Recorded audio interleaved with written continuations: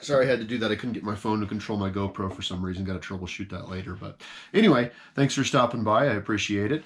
Got a new video diary for you here. I didn't film as much of this as I had hoped, mainly because I'm a bum and just forgot. So having said that, little backstory on this video diary. So what I did is I actually made figures for my cousin and her wife, and that was inspired by an event that they held to basically determine who was going to get whose last name when they got married. So they are in the roller derby circuit and just badass. You get to watch them, you know, compete for the first time. I'm not familiar with derby, but I can tell when somebody's great at what they do, and they both are, and it was amazing. So a little bit of backstory though. Being a customizer, you know, I've always got a million figures I want to make. I think any customizer can relate to that as well.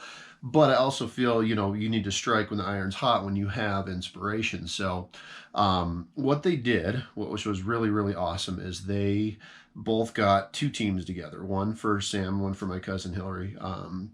And they basically got custom uniforms made for each team and basically held an event. So winner takes all, so to speak, as far as the last name goes. So whichever team won, the opposite, you know, person would have to take the other person's name in marriage. So ultimately it was a great, great match. It kind of went down to the wire, but my cousin's team won. So ultimately Sam had to take her last name. So with that though, it just kind of hit me right after the event was done, like, I should make some figures of them, you know. That would be like a really good challenge and something, you know, right up my alley.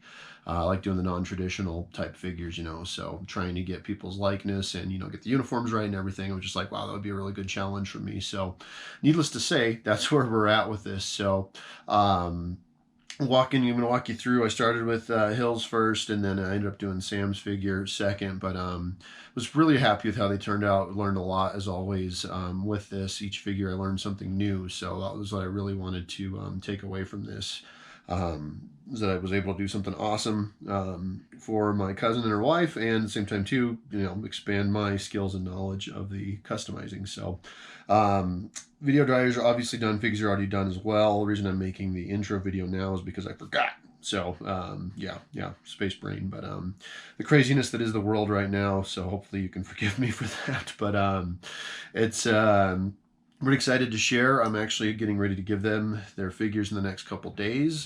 Just had a little bit of a schedule conflicts where we couldn't get them to them earlier, but I'm hoping to actually film it when they receive their figures and kind of get their reaction live as well, and hopefully share that on my channel as well if they're willing. So without further ado, I'll leave you with that and on to making the figure review. Thanks again. All right, so here's what I have come up with for my base figures. I found a little place here in Denver that sells a lot of used Marvel Legends. Some, you know, a little overpriced, but thankfully didn't have to worry about that with these ones I found. So I found the Black Widow vintage figure. I think looks a lot like Sam. So I'm going to start with that. I may have to just do a little bit of resculpting with the face and whatnot, but try to get her as accurate as possible as far as the likeness goes. Came with two versions, basically the same head sculpt but with different hair. Probably going to use the longer hair, but I'll have to obviously sculpt the helmet on top of it. But most likely probably be using the Medusa base body for Sam, as she has more of that athletic structure opposed to, you know, some of the newer female Marvel Legends that are a little scrawnier, so to speak. But as far as Hills goes, Scald Eagle, the vintage Dazzler figure I found at Target. That would be perfect kind of likeness as far as she goes. Definitely want to sculpt the different faces like I talked about with this one. We'll do kind of the open mouth screaming type that Scald is known for. A lot of pictures you see her, she is doing that pose, so I might have just the normal expression and then do multiple heads and whatnot. So that's what I came up for there. Also at the store I found here in Denver, found the Enchantress figure. So she definitely has kind of the longer legs, more athletic type build as well, and good base black color for Hills and her spandex that she wears, or whatever the hell you want to call those. I don't know, technical terms, you know me. So I'll probably pop off the top body and then find a more suitable upper body for her, but I found this is going to work really well. So and thank you to the Modern Miracles that is eBay. Received these in the mail recently, and they came off of, I believe, a Dazzler figure as well. So lo and behold, I was able to buy 2 sets of the roller skates without having to buy 2 Dazzler figures. So it was pretty awesome find. I was a little disappointed to see these actually don't move. They are stationary.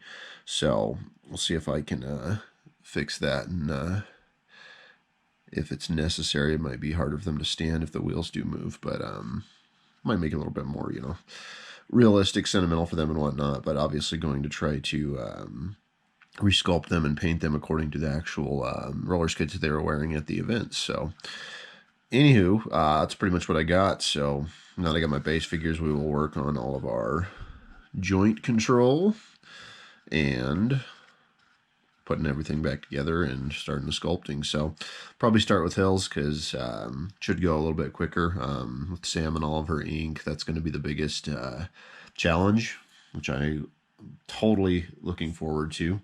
Done tattoos on one figure before, but they have only been, black and white, basically gray shades. So these ones will be colored, so I'm going to figure out how to do that technique. I never really liked how tattoos looked on a lot of figures, so I'm seeing if I can come up with a technique that actually that looks, real. They don't look like they're just painted on or airbrushed on like a lot of the WWE figures do. But we'll see if I can pull that off or not. So we shall get started.